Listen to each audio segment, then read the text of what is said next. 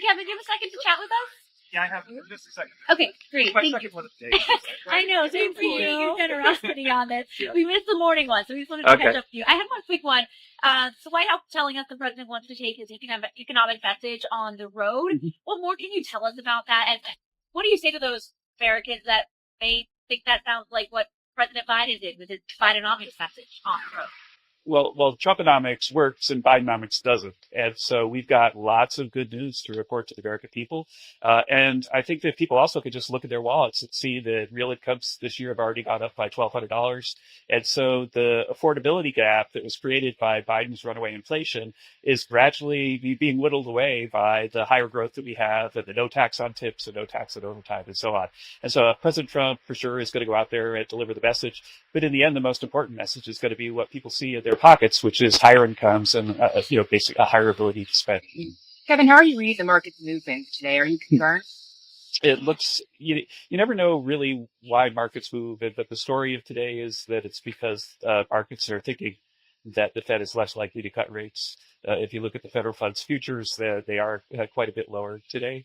And I think that that's because of some of the speeches that we've been reading from Federal Reserve officials.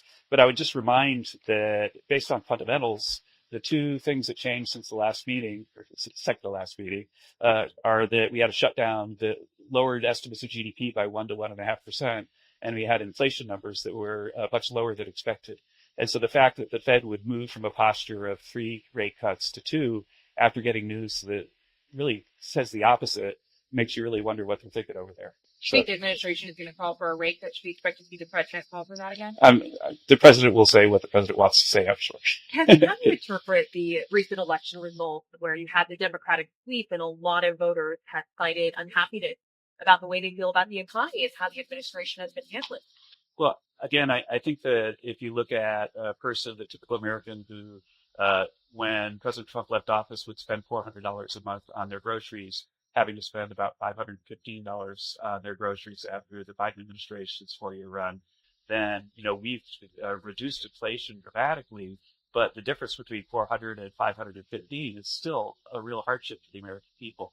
And so, we're working overtime on reducing costs, both at the micro level, with our efforts on eggs, remember, and meat, but at the macro level too. We've reduced the deficit so far this year by $300-something billion already in this calendar year. And that gives you a much lower impulse for inflation at the macroeconomic side too. So we're doing everything we can to fix it.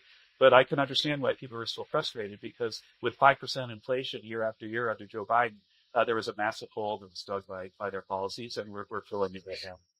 And so what would you say to Americans who are continuing to feel the pinch, and for small businesses who are also feeling the effects of some of the whiplash from the tariff?